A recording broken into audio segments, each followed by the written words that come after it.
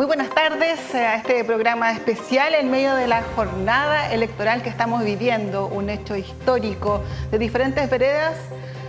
Coinciden con esta frase de que es un hecho histórico.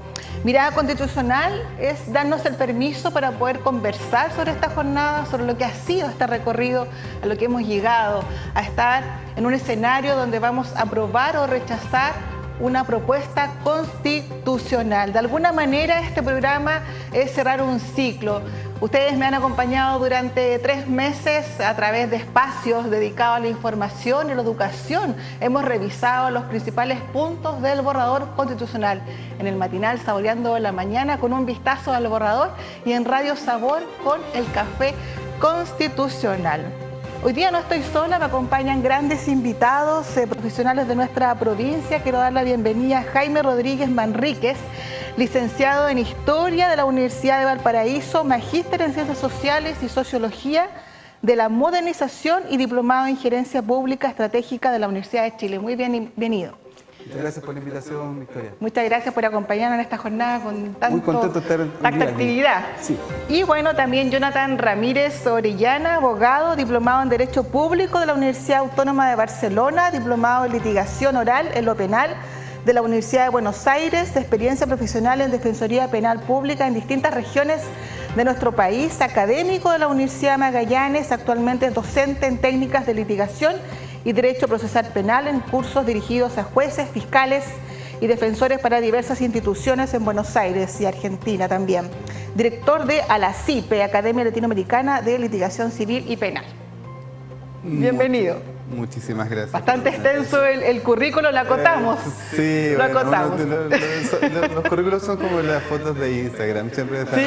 No, pero está bien, es bueno porque son profesionales de nuestra provincia y acá tienen su espacio y es bueno también reconocer su trayectoria y por eso que están con nosotros. Al iniciar nuestro programa queremos dar el agradecimiento, como siempre, que nos ha acompañado Óptica San Pío por la confianza que nos ha dado el poder estar en esta oportunidad y insisto, un permiso para reflexionar, opinar, analizar y recordar también un poco la historia. Y vamos a iniciar justamente con un poco de historia de nuestra Constitución porque nos remontamos a 1811, cuando no teníamos Constitución, pero sí teníamos reglamento.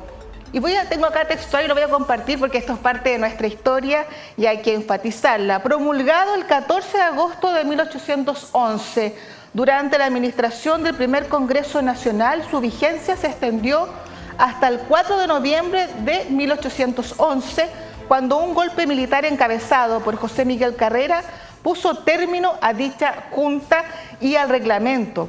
Es considerado el primer cuerpo legal de la historia política chilena con elementos de naturaleza constitucional. Así comienza la historia constitucional por allá en el año 1811. Y luego la primera constitución la tenemos en 1818 hasta 1980, son 8. Me pueden corregir si tengo algún error. Bueno, según el Diccionario Real, Academia de la Lengua Española, RAE, define la Constitución, la ley fundamental de un Estado con rango superior al resto de las leyes que define el régimen de los derechos y libertades de los ciudadanos y delimita los poderes e instituciones de la organización política. Vamos a comenzar con Jonathan. Primera pregunta para usted y así abrimos el diálogo y el debate.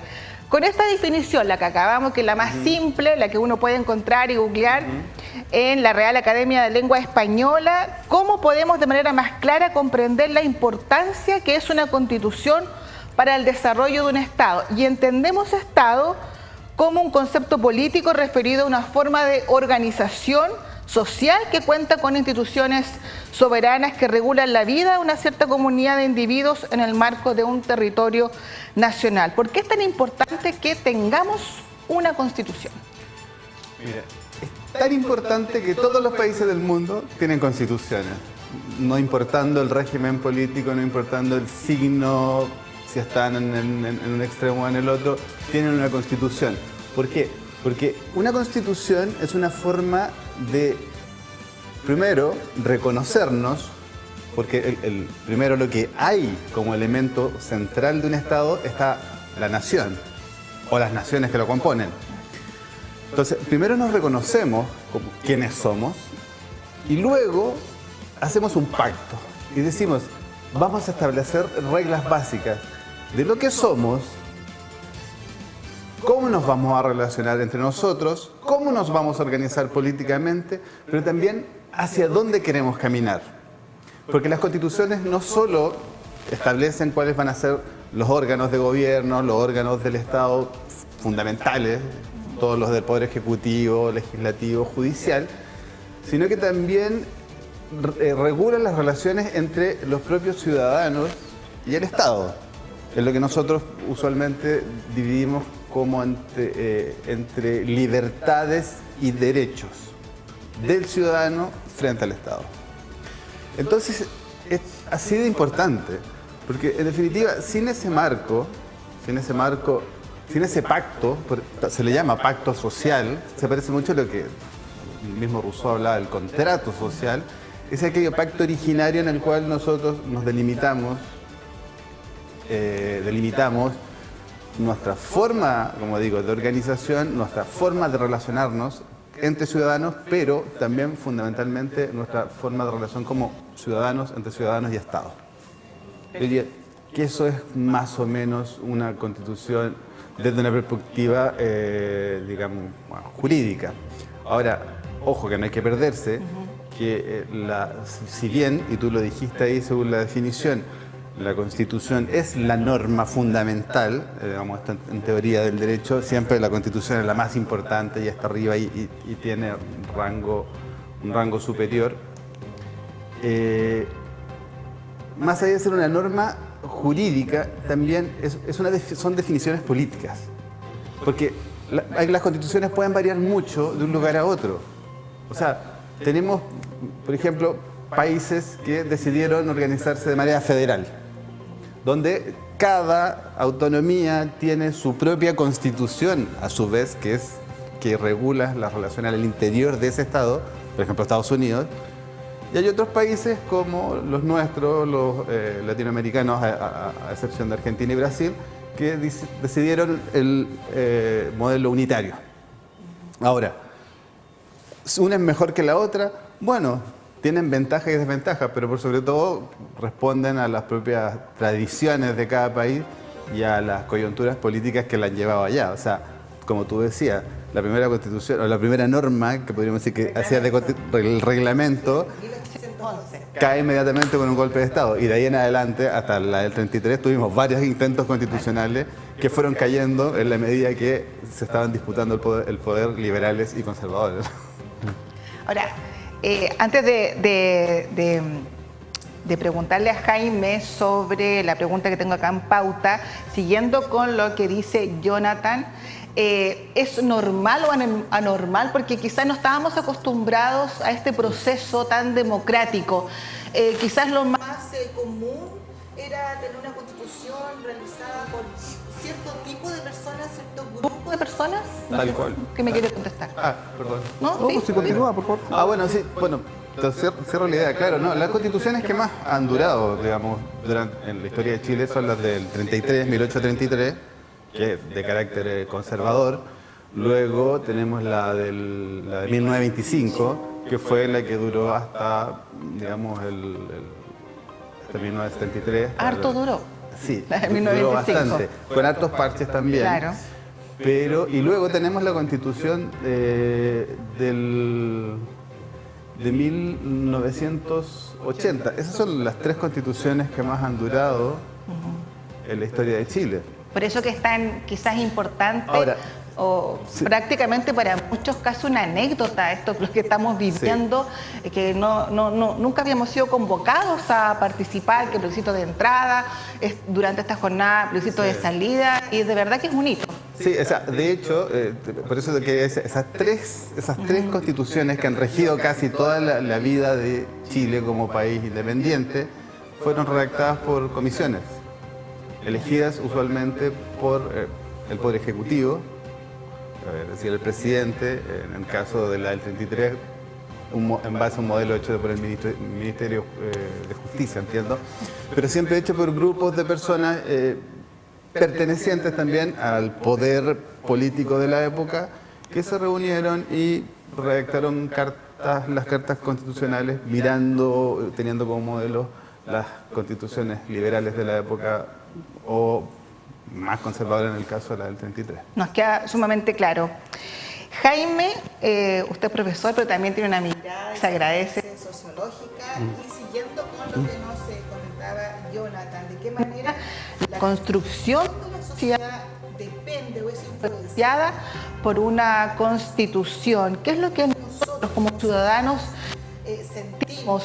Porque no sé, yo creo que en estos momentos es como nosotros nos sentimos con, valga la redundancia, el sentido de pertenencia, porque claro, estamos participando, pero antes como que la Constitución en la educación cívica se leía un poco en los colegios y después como no se ha desarrollado más ese ramo tan importante de los colegios, como que pasó ahora a ser protagonista por este proceso, pero ¿cuánto nosotros nos sentimos parte en la construcción de nuestra sociedad de una Carta Magna?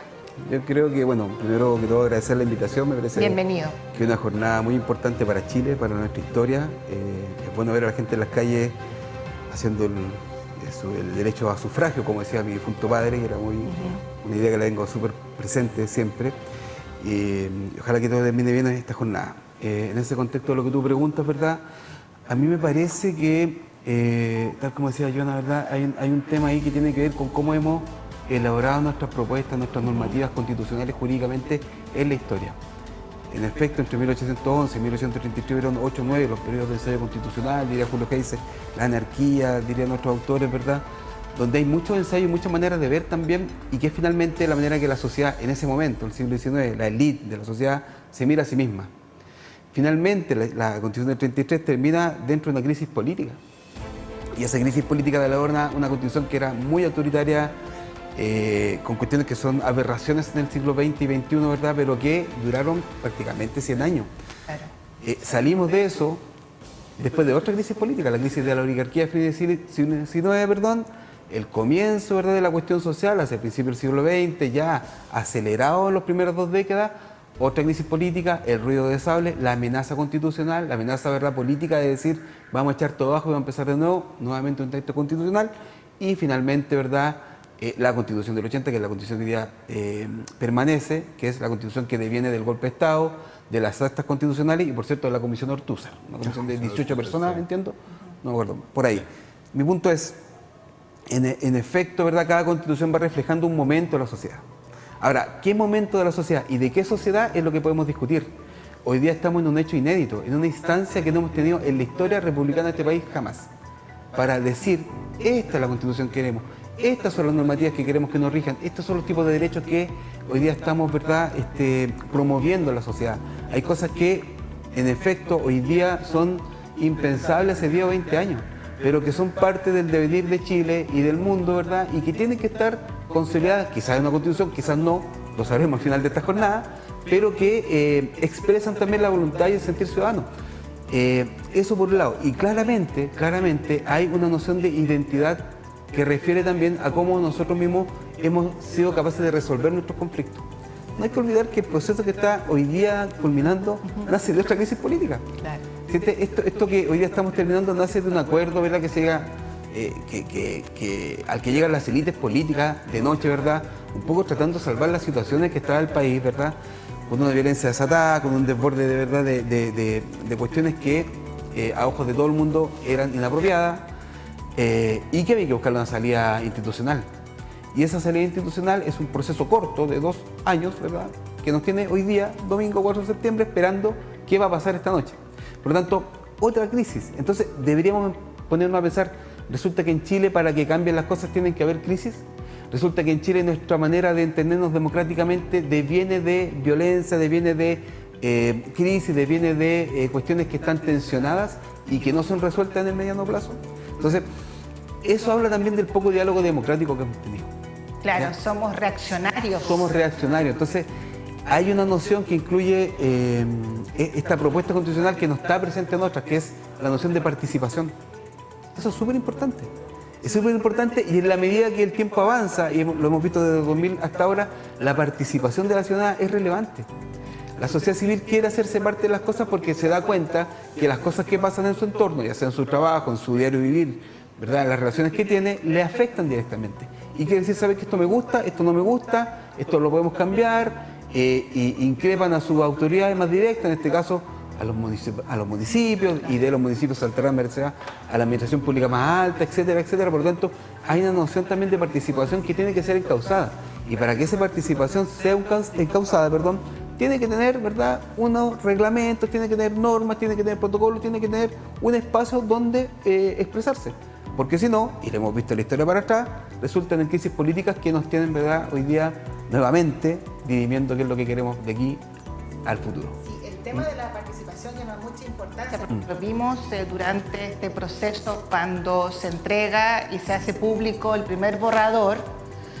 Está al acceso de todas las personas, pero las personas quizás se ha perdido también el hábito de leer. Sabemos que el impuesto a los libros son bastante caros y eso desanima mucho, pero está en muchos formatos, hubo muchas posibilidades de leerlo, pero las personas, el común y corriente, se quedaba mejor con los mensajes que recibía del vecino, de la autoridad, de las redes sociales. Por lo tanto, ahí se notó un poco, yo creo que más que poco, la poca participación, e insisto, ese sentido de pertenencia, que lo que está pasando, yo también soy protagonista. Hoy día cada uno nosotros somos protagonistas, porque independiente que tengamos que ir obligados, que es un derecho, pero lamentablemente hoy día sí que resulta, porque tenemos que ir obligados y va a haber una representación más o menos importante para tener el resultado. ¿Ustedes están de acuerdo que el voto sea obligatorio, por ejemplo? Yo personalmente sí, o sea, yo creo que la construcción de una sociedad... ¿Pero para esta o para todas? No, en general. En general, porque la construcción de una sociedad tiene que ser un deber de todos. O sea, yo creo que tú puedes marcar la preferencia que tú quieras, al candidato que tú quieras, pero tienes que hacerte cargo de que estamos viviendo en sociedad. O sea, venimos saliendo de un proceso de despolitización súper profundo, que fue muy traumático, a propósito después del golpe, y luego una transición en que una masa también creciente, porque recordemos que la transición a la democracia también se produce en el contexto de un conflicto, a propósito de lo que decía Jaime. En esa transición también hay un proceso de despolitización de toda esta masa, digamos, que estaba un poco efervescente de la época, y los ciudadanos empezaron a parecer mucho más consumidores que ciudadanos. Sacamos educación cívica, sacamos filosofía, dejamos de hablar de las cuestiones fundamentales que tienen que ver con la política y que nos afectan cotidianamente. Porque como tú decías, nosotros en general la percepción está en que toda esta construcción normativa es una cosa ajena a nosotros, que nosotros no tenemos nada que ver y es tan natural. Hay gente para como eso. están las montañas. Claro. Delegamos esa responsabilidad en otras personas, y que justamente estas personas quizás no tienen la representación que debieran tener para poder dirigir finalmente nuestros destinos. Yo por eso estoy en el otro polo de respecto al tema de la votación. Porque, mira, para hoy día yo considero que está bien que sea obligatorio, pero en general yo creo que no debiera ser obligatorio. No debiera, ¿por qué? Porque nosotros debiéramos presionar a las clases políticas de alguna forma. Porque cuando la clase política dice, mire, tenemos 100 personas que van a votar y sabemos cómo votaron hace 4 o 5 años, te pescan un manojo técnico y decía, ¿cómo vota esta gente? ¿Cómo va a votar mañana? Y sabemos perfectamente hacia dónde van a entrar las campañas, quiénes van a ir a votar, cómo votan en cada lugar. Entonces, la posibilidad de técnicamente intervenir esa elección está abierta cuando tiene un canon cerrado. Es mi opinión, es una opinión técnica. Pero cuando tú tienes un canon abierto, un padrón abierto de gente que no sabe si vas a votar o no, te exige al político a decir, mire, yo tengo que ver todas estas perspectivas. No puedo dejar gente afuera, porque si digo, mira, esta gente nunca vota, ¿por qué voy a hablar de esas cosas que le interesan a ellos? Entonces ahí lo que va generando es justamente el proceso de despolitización inverso. Y esa gente se va convirtiendo en guetos que no le importa la política, que no le importa participar, porque dice, bueno, nunca me han ofrecido nada, nunca me van a ofrecer nada.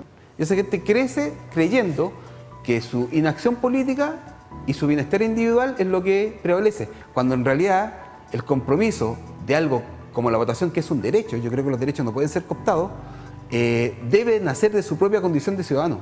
Pero claro, esta es una idea que yo tengo muy utópica, pero a la cual podemos caminar como horizonte. Hay otros países donde la participación de manera voluntaria 60-70%, y es suficiente. O sea, Claro. es muy típico, siempre las elecciones día domingo, y dicen, no, yo no voy a ir, si total, yo el lunes vuelvo a trabajar igual, Claro, esté como quien si dependiera esté de en el eso. poder, claro, pero No no, depende es de así. eso. Quiero ir avanzando en este tema tan importante que es la Constitución y cómo nos influye en esta jornada un hito histórico. Aquí todos coincidimos con eso, independiente de los resultados. Ha sido un precedente incluso para que estamos también en la mirada internacional. ¿Qué va a pasar en esta jornada? El futuro de nuestra Constitución. Jonathan, dentro de la historia constitucional de nuestro país, ¿cómo se ha abordado el concepto de sujeto de derecho? Quizás podríamos explicar un poco lo que es sujeto de derecho. A ver. ¿Y cómo se aborda desde Sí, el sujeto de la derecho, Constitución? la verdad es que no se aborda No se aborda. en esos términos, así como conceptuales. El sujeto de derecho también se va construyendo a partir de los derechos que se les va reconociendo. Las distintas concepciones que se tienen de los derechos, pero en general, digamos, a partir de nuestra independencia, donde ya había sucedido la independencia, la Revolución Francesa, la independencia de Estados Unidos, se entendía que el ser humano por ser humano tenía ciertos derechos que le eran inherentes y que nadie podía violar, que eran inviolables. Ahora, estos derechos eran bastante pocos, ¿cierto? Y no eran para todos. Era, por ejemplo, el derecho a la vida, que la pena de muerte tenía que tener ciertas características, pero evidentemente había muy pocos derechos y que se remitían un poco a la idea de poner limitaciones al Estado frente al individuo, o sea, como libertades, es como ponerle límite al Estado frente a la gente, pero de los derechos sociales, de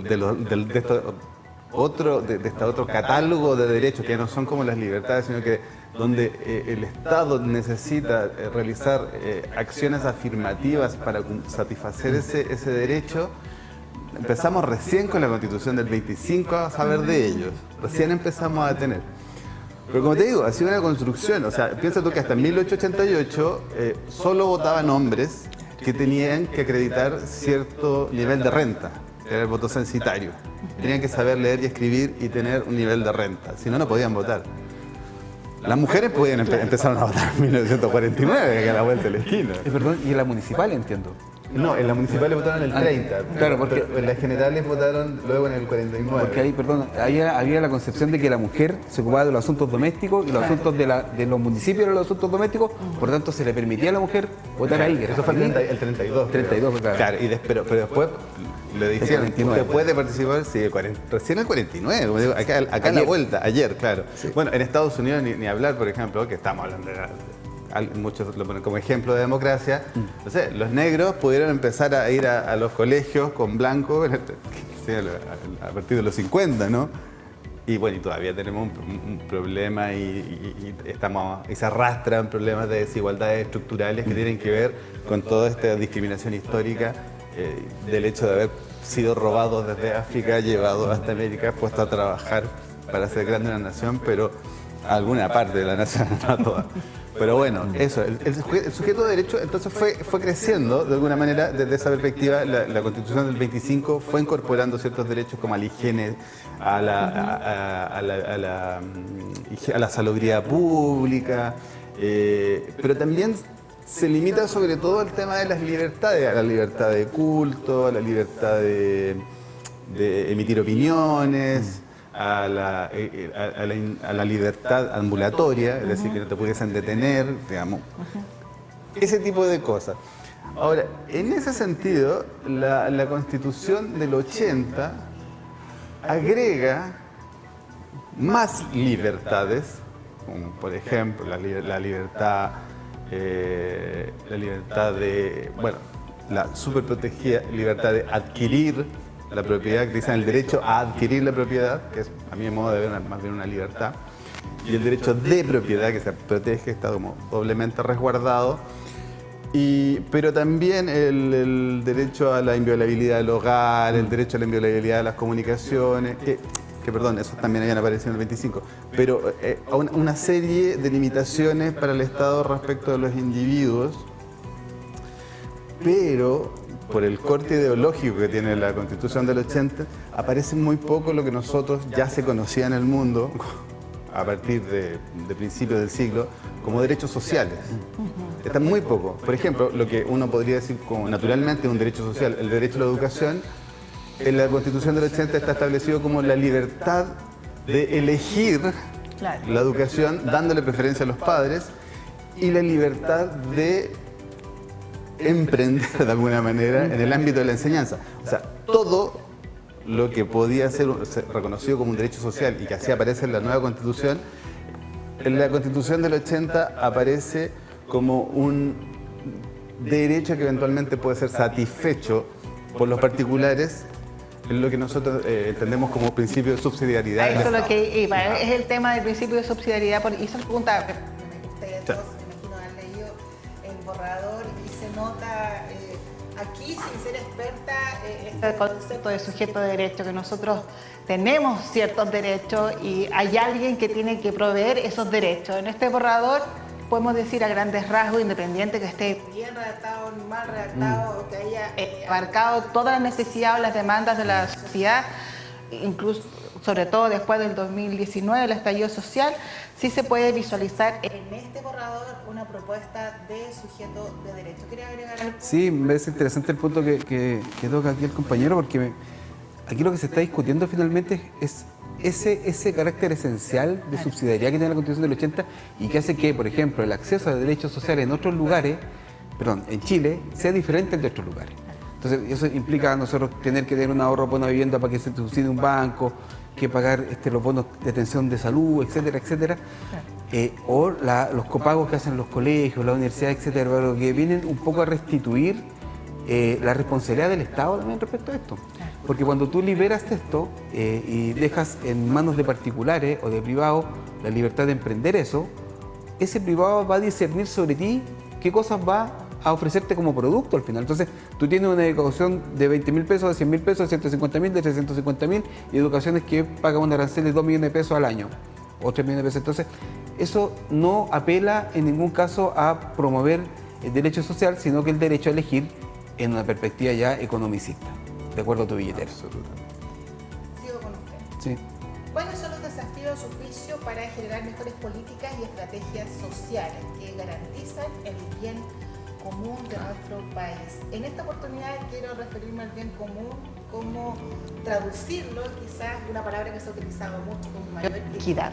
Me parece interesante la perspectiva de la equidad, como hay que definir un poco la equidad como aquella instancia donde se le da a cada cual lo que corresponde, pero también atendiendo sus propias necesidades particulares. Eso es equidad, que es diferente a la igualdad donde todos somos iguales. Sí. ¿Ya?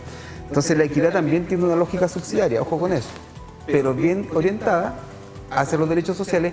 La equidad implicaría hoy día que vastos sectores de la población puedan acceder a derechos que hasta hoy, no lo sabremos, hasta el final de la jornada, no tienen acceso.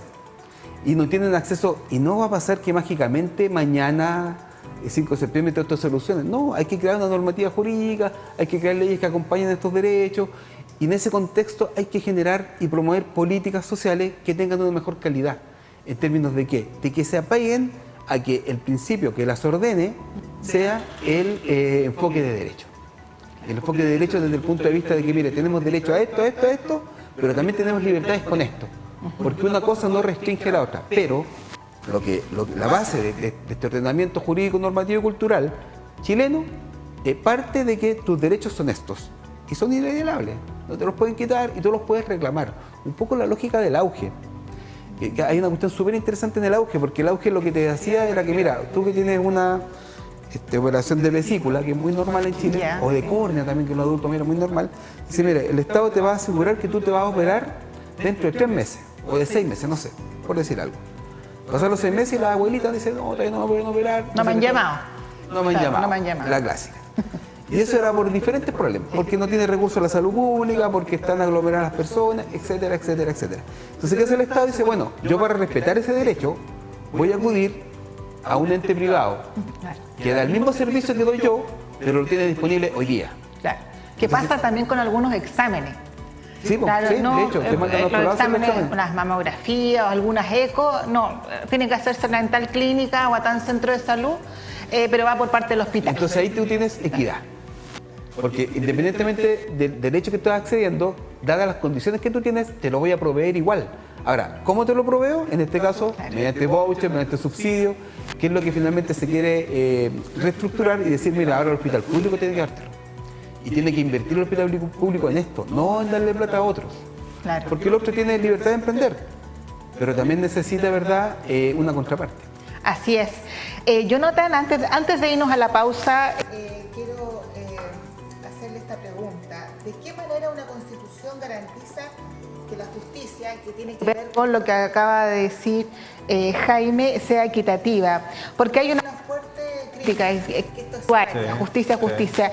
Hay una fuerte crítica de la población que salió incluso con carteles en las marchas que vimos a lo largo de todo el país, como por ejemplo penas de clases de ética a grandes detractores de la ley y personas que tienen que pagar multas grandes o incluso clausuras de negocios por ejemplo, no dar una boleta de servicio en un negocio, en el local de la esquina.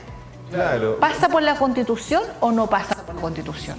Sí, pasa. Yo creo que como base tiene que estar bien establecido y bien estructurado el tema de la igualdad, que si tú te fijas, en la Constitución del 80 se habla de la igualdad ante la ley, que todos somos iguales ante la ley. Ahora, eso es verdad en el papel, porque en realidad frente a la ley todos somos diferentes y tenemos diferente trato dependiendo de muchos factores que evidentemente no tienen nada que ver con la justicia.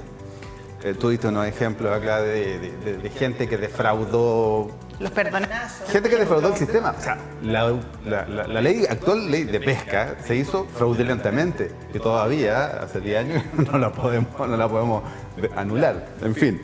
Pero cosas como esa, y por supuesto los sancionados fueron 2 y el resto pasó bien colado.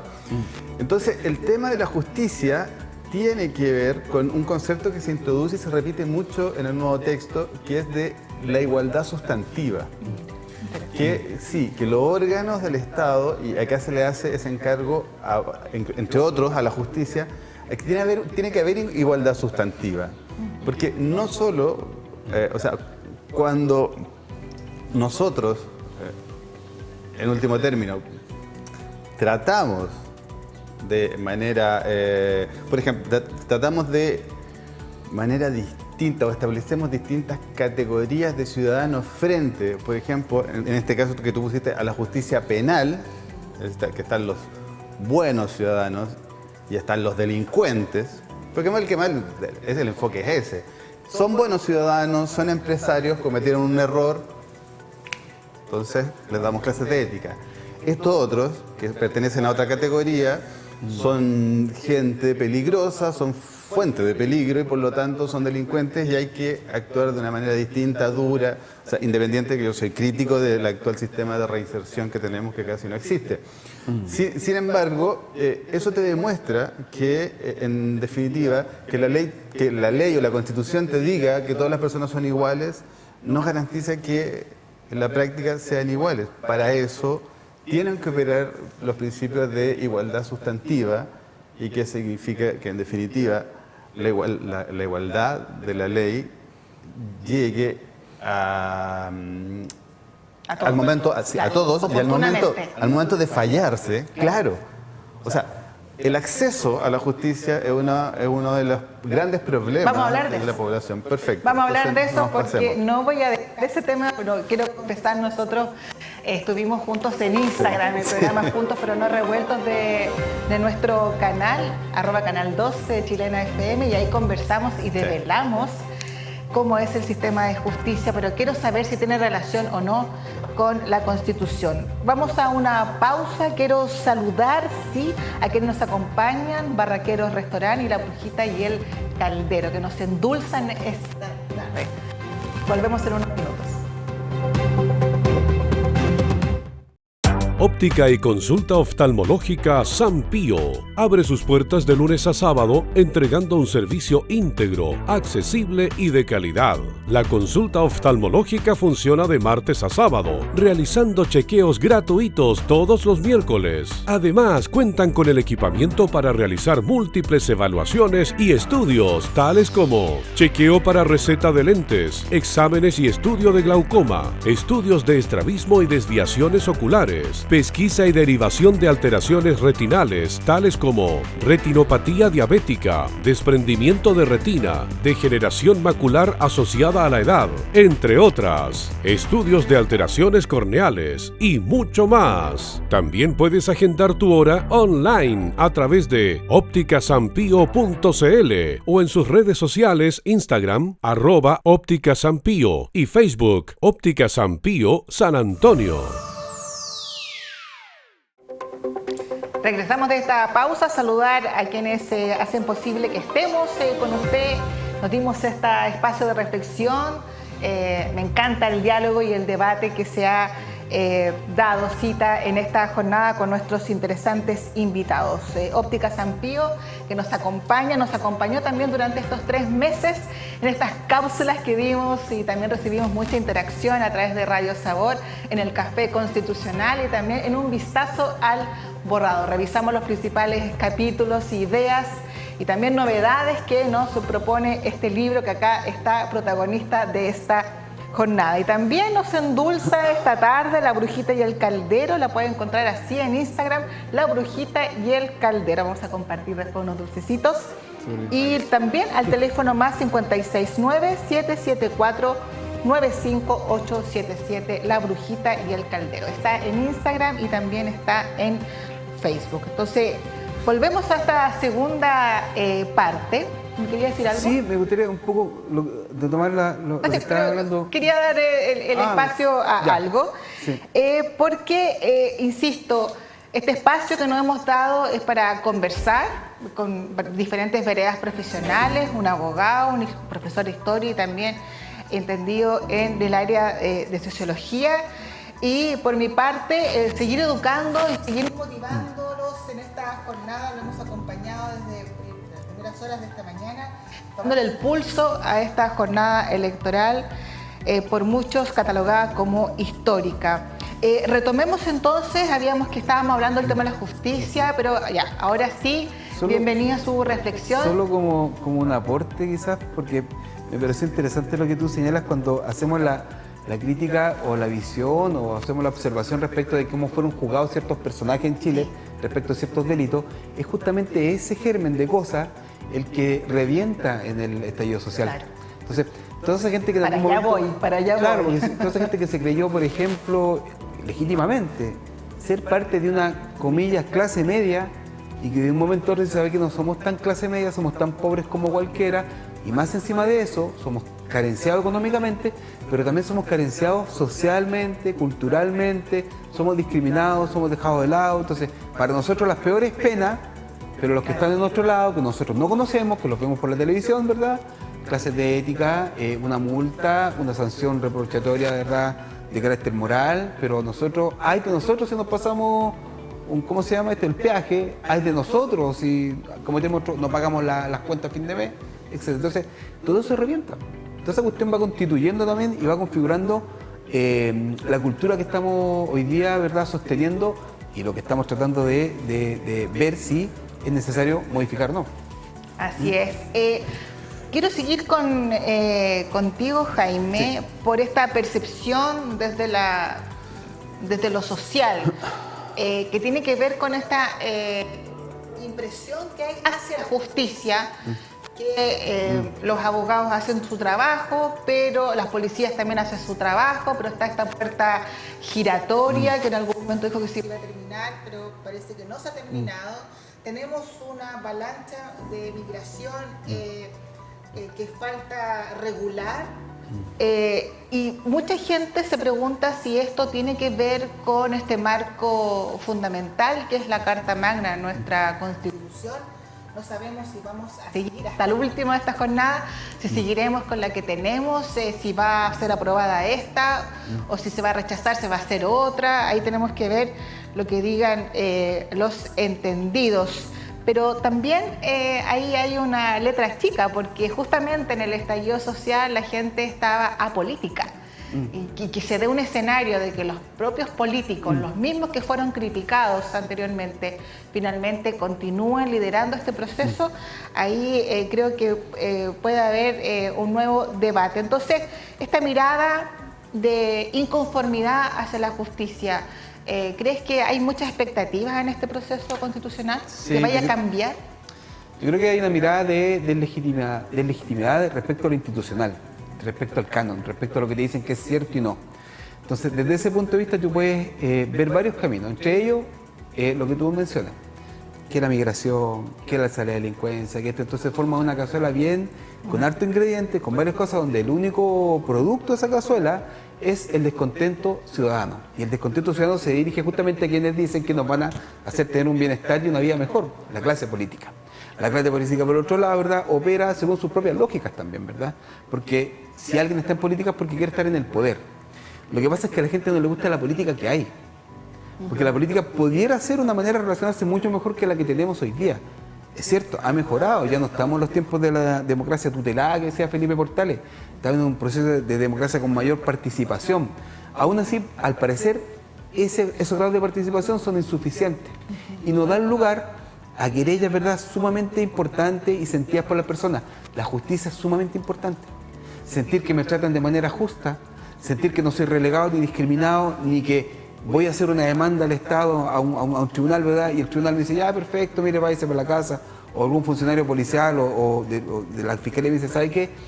Resista de esto porque va a invertir mucho tiempo y no somos capaces nosotros de darle cuenta de lo que usted necesita. Llegue a un acuerdo, haga otra cosa. Entonces, esa sensación de injusticia, ¿ya?, y tú lo sumas a otra serie de cosas, ¿verdad?, que la injusticia también tiene otra cuestión muy importante. La injusticia es global, la injusticia es económica, la injusticia es cultural, la injusticia es legal, la injusticia tiene diversas formas. Yo no puedo acceder a bienes culturales que otros sí. Claro. Yo no puedo acceder a bienes materiales que otros sí, y más, y acceden de manera más expedita que yo. Y para mí es mucho más difícil el sueño de la vivienda propia.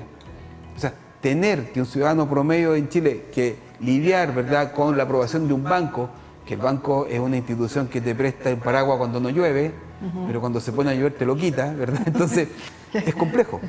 Qué buen ejemplo. Sí, muchos dicen que somos ricos para el Estado y para los bancos somos pobres. Eso es Indigente. una Somos locura, indigentes. es una locura. Entonces, esa sensación de injusticia se granjeó entre las clases sociales de manera particularmente la gran masa poblacional trabajadora, las fuerzas trabajadoras de Chile. Y eso genera, por cierto, que reacciones del carácter que vimos en los estallidos. O sea, vimos adultos mayores, mujeres dueñas de casa, trabajadores, mujeres trabajadoras, estudiantes. Uno puede decir, alguien me puede reducir todo esto y decir, porque era pura violencia. No era pura violencia. Era un desfogue de emociones, de pasiones también, pero también un decir, ¿sabe qué? Esto ya no lo quiero más. Busquemos otra manera de organizarnos. Porque hay una gran parte de la población que ya no quiere esto. Interesante, Sí, se pues, agradece sí, la sí, reflexión. Sí, si puedo agregar algo. Por supuesto. El sistema de justicia chileno, uno de los peor evaluados en la OCDE, creo que está por encima de México y Ucrania, pero en el último informe que peor. se hizo, claro, estaba cerca del 12%, o sea, de hecho, en términos de institucionales, está solo por sobre el Congreso. Todos los demás están más arriba, Carabineros, PDI, los bomberos, la iglesia, todo. La justicia. Y eso, que es tan sensible, se manifiesta en esta demanda, por ejemplo, de seguridad pública. Entonces, cuando alguien dijo, y no, cayó muy bien, una alcaldesa dijo, claro, pero nosotros tenemos un policía para 1000 personas y hay comunas de allá, de ese lado, que tienen uno para 50. Entonces, bueno, una de las cosas que yo quería destacar es que uno de los derechos que a mí me llamó la atención de este nuevo texto es el derecho a vivir en un ambiente seguro y libre de violencia y la obligación de que el Estado dé protección, pero por igual, sin discriminación, a toda la población.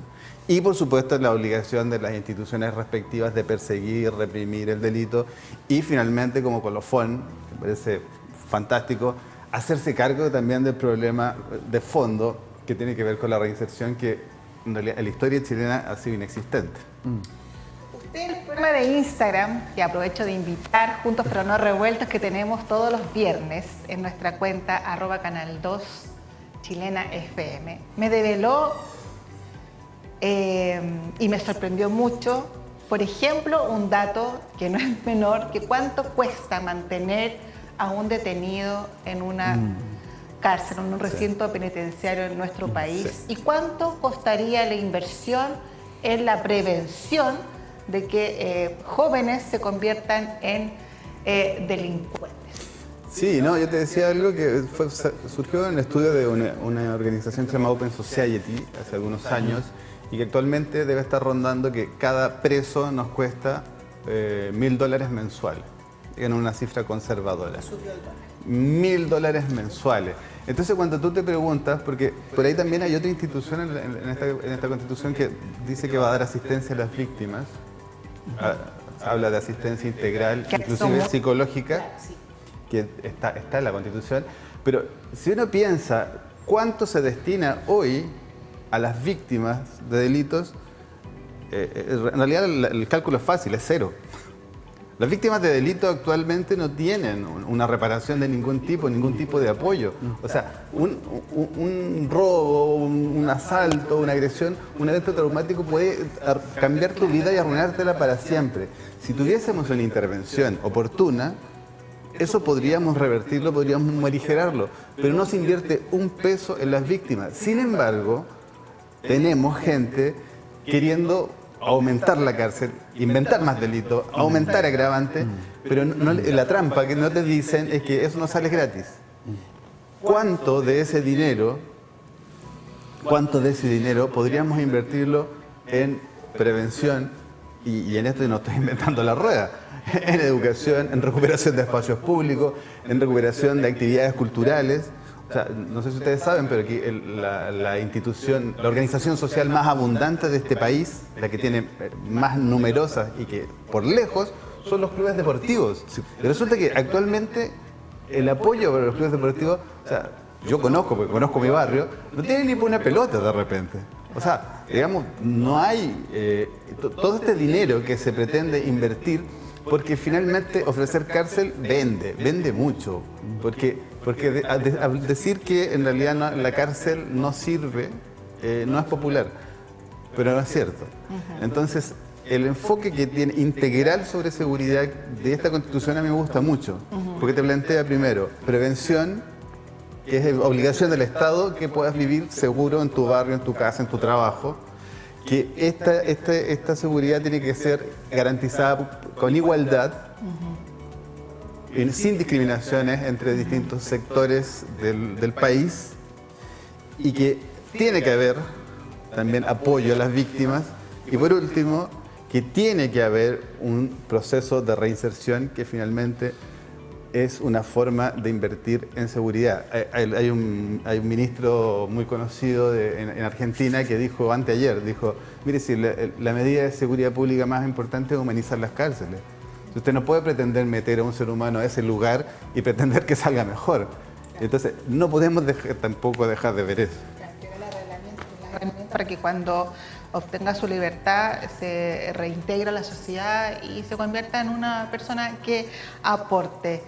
Desde el punto de vista también sociológico, pero también me interesa mucho su visión histórica, el tema de la migración que ha sido bastante criticado. Bueno, por ahí en el periodo anterior el presidente Piñera abrió las puertas, ofreció esta visa democrática y muchos se aprovecharon y entraron, pero también con este sistema nacional migratorio los funcionarios colapsaron. De hecho, el sistema nacional migratorio ni siquiera tiene un teléfono, es todo por internet. Entonces, yo me imagino también las personas ahí deben colapsar 8 horas frente al computador, no dan abasto para poder recepcionar. No sé, usted hace clase, no sé si tiene alumnos... Sí, tengo clase en la educación superior aquí. Ya, ¿y tiene alumnos extranjeros? ¿Le ha tocado? No, hasta el momento no le ha tocado. Pero, ¿cómo podemos abordar y que no se estigmatice el tema de la migración? Bueno, la propuesta y también las autoridades de turno se están haciendo cargo de esto. Dicen que van a regular esta migración, bienvenido sea, porque ya tenemos delincuentes nacionales, entonces para que vengan de nuevo, o sea, que vengan y ingresen personas que no quieren hacer daño, también se debe tomar como importancia y se comprende también quizás el temor, la inseguridad, pero es el menor porcentaje de las personas que vienen a buscar una mejor vida. Como muchos también chilenos viajan hasta el día de hoy a estudiar, a hacer cursos o por motivos familiares, viajan también al extranjero. Pero ¿de qué manera podemos mirar la migración desde una vereda positiva? Sí, yo creo que es un tema súper delicado el tema de la migración hoy día, porque está irremediablemente vinculado al tema de la seguridad pública. Claro. Ya eso es... Por eso que le pregunto, porque ese tengo solo el abogado tema acá.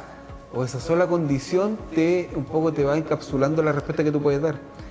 No tenemos el dato siquiera de saber, no tenemos ese dato, de saber cuántos de los que han venido y cuántas de los que han venido se han dedicado al delito y cuántas no. No tenemos ese dato. Sí sabemos que muchos de los que han venido tan precarizados en sus propios lugares de origen y han llegado a lugares tan precarizados como de los que salieron. Entonces, independientemente de la migración, porque te puede ser incluso una migración intralímite, ¿verdad? Puede ser desde el sur al norte, del sur al centro, el norte al centro. Si llegas de un lugar precarizado a otro lugar precarizado, el sentido de la migración se pierde.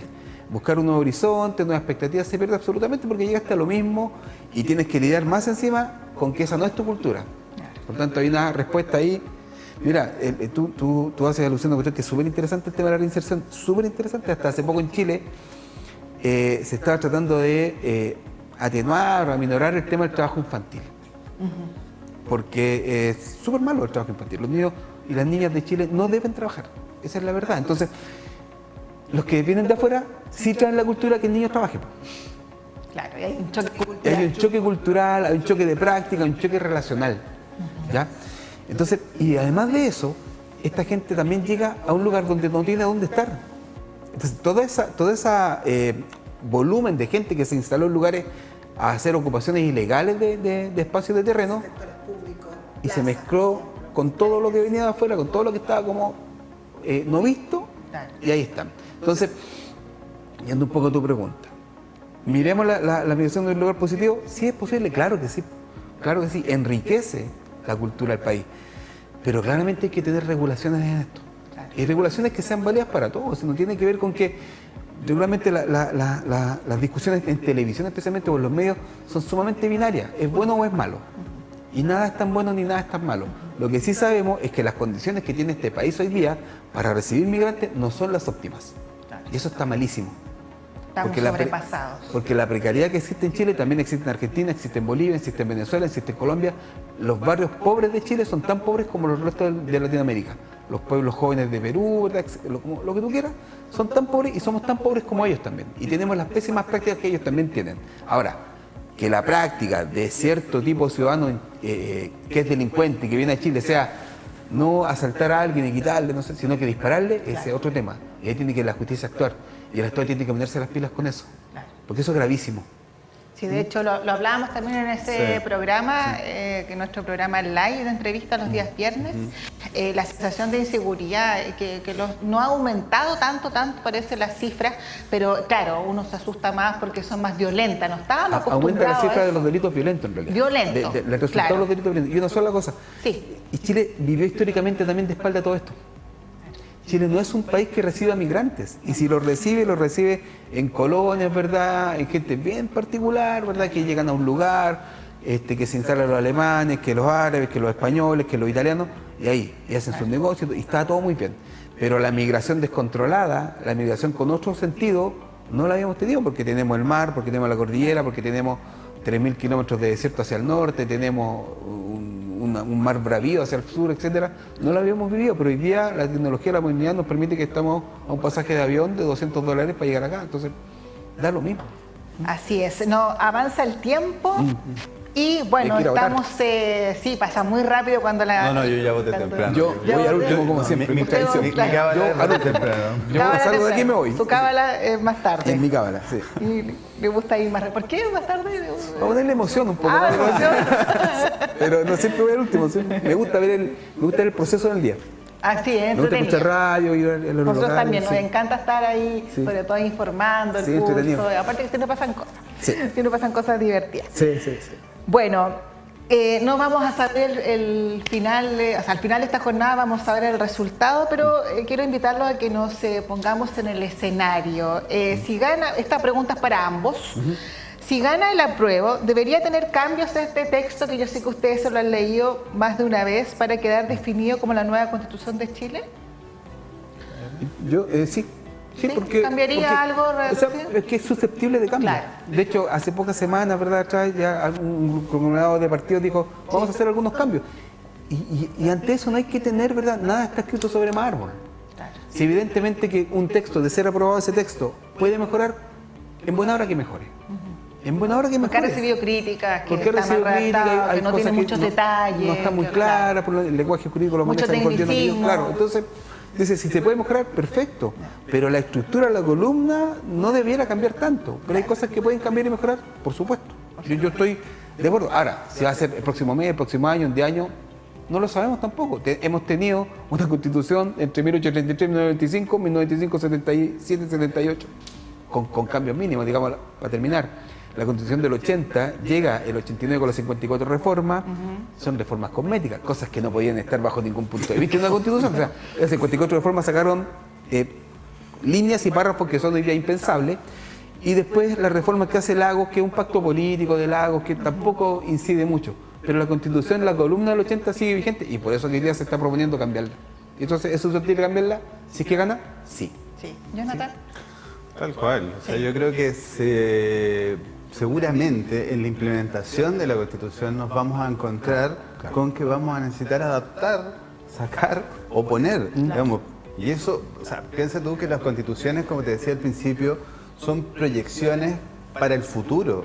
Porque todo lo que son, por ejemplo, derechos sociales, tienen un carácter programático. Uno no puede llegar, ir a golpear así a la moneda y decir que era mi casa, porque no funciona así.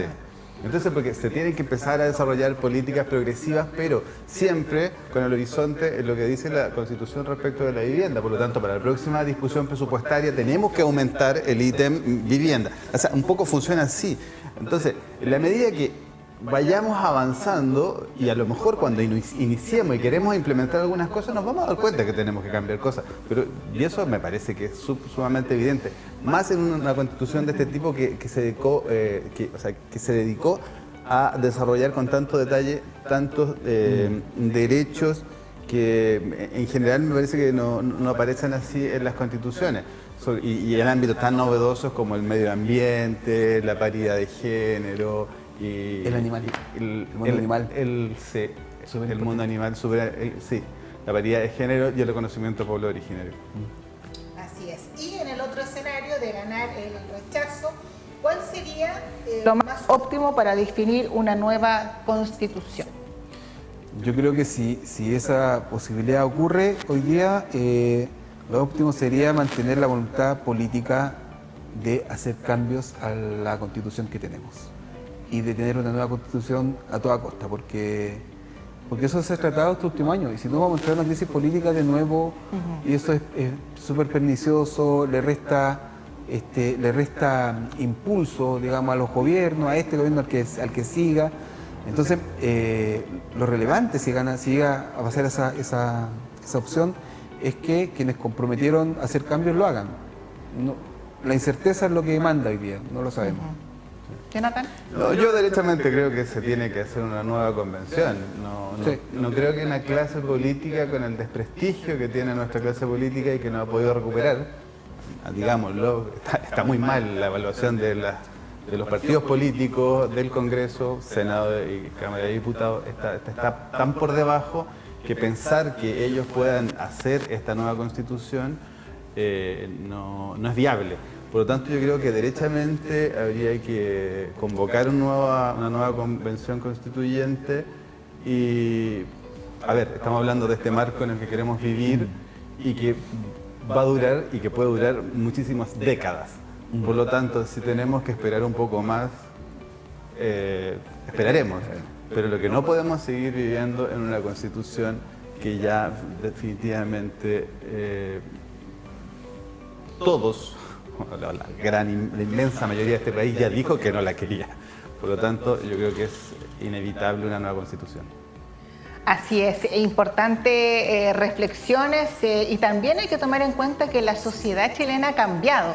No somos los mismos que antes. Yo quiero acá breves ejemplos, pero tenemos experiencias internacionales. Colombia, por ejemplo, la Asamblea Constituyente se convocó una Asamblea Constituyente en el año 1990, la cual dio origen a la Constitución, que sigue vigente desde 1991. Bolivia también, Islandia, Argentina, Suiza. Bueno, Venezuela y Ecuador han tenido, según algunos expertos, dicen que lo definen como cuestionable.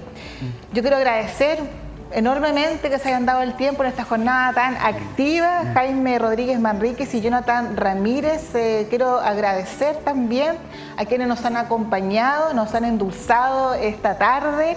Barraqueros especialistas en gastronomía vegana, ubicado en Avenida El Molo 75, pleno centro de Barranca. Teléfono de contacto más 569-830-740-42.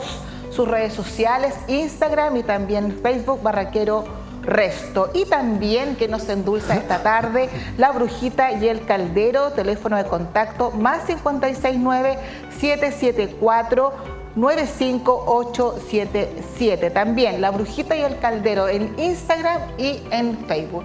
Y a nuestro también amigo, también le mandamos saludos a Sebastián González, técnico ahí en oftalmología de Óptica San Pío, que nos acompañó. Y justamente tenemos unos regalitos de barraqueros para nuestros invitados, para que disfruten con su familia. Muchas gracias. Son veganos, son muy ricos, de gentileza de barraqueros. Y también, obviamente, La Brujita y el Caldero ahí para que compartan dulcecitos. Hay que endulzar la vida y esta tarde. Muchas gracias. A ver, para los nervios. Para los nervios. O si quieren, quizás con algún sabor amargo según los resultados, ahí tienen dulcecitos para compartir. Recuerden que estamos atentos, estamos tomando el pulso en terreno, pero usted puede ser nuestro reportero o reportera ciudadana. Mándenos videos, mensajes de esta jornada, audios también al más 569-9400-921. Así se me hace mucho más fácil decirlo. Nuestro WhatsApp de prensa, lo voy a repetir, más 569-9400-921. Así estamos conectados también con usted. Muchas gracias y continúe con nosotros en esta programación especial, el plebiscito de salida de este borrador que ha sido nuestro protagonista de Mirada Constitucional.